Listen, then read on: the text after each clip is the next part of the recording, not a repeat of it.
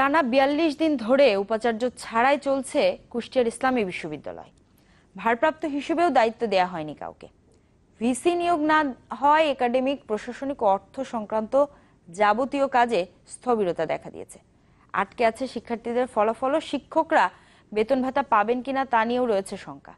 এদিকে নতুন উপাচার্য হতে দৌড়ঝাঁপ করছেন বেশ কয়েকজন সিনিয়র শিক্ষক। অনিয়ম আর দুর্নীতির অভিযোগে কুষ্টিয়া ইসলামী বিশ্ববিদ্যালয়ের সাবেক উপাচার্য আব্দুল হাকিম সরকারকে সরিয়ে দেয়া হয় গত ৩০ জুন। এরপর কেটে গেছে প্রায় ১.৫ মাস। এতদিনেও কাউকে নতুন উপাচার্য হিসেবে নিয়োগ দেয়া হয়নি, এমনকি ভারপ্রাপ্ত হিসেবেও দায়িত্ব পাননি কেউ। ফলে স্নাতক ও স্নাতকোত্তর শ্রেণীতে ভর্তি, ফলাফল সহ একাডেমিক কার্যক্রম বন্ধ হওয়ার উপক্রম। রেজাল্টগুলো হচ্ছে না, যার কারণে আমরা অনেকটা সেশন জটের মধ্যে পড়তে সম্ভবত যাচ্ছি। আমরা সরকারের কাছে আবেদন জানাই আমাদের যত দ্রুত সম্ভব যেন ভিসি স্যার নিয়োগ দেওয়া হয়। দিনের পর দিন উপাচার্য না থাকায় বিশ্ববিদ্যালয়ের প্রশাসনিক এবং অর্থ সংক্রান্ত কাজে নেমে এসেছে স্থবিরতা। নেওয়া যাচ্ছে না আইন শৃঙ্খলা সংক্রান্ত সিদ্ধান্তও। আর ট্রেজারার পদ শূন্য থাকায় দেখা দিয়েছে বেতন ভাতা আটকে যাওয়ার শঙ্কা।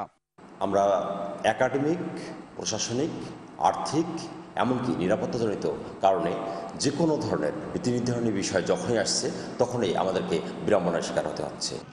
এরই মধ্যে উপাচার্য হিসেবে নিয়োগ পেতে শুরু হয়েছে সিনিয়র শিক্ষকদের দৌড়ঝাঁপও। দ্রুত পদ দুটিতে নিয়োগ দেয়া হলে দীর্ঘ অচলাবস্থা শেষে একাডেমিক ও প্রশাসনিক কাজে গতি আসবে, এমন প্রত্যাশা শিক্ষকদের।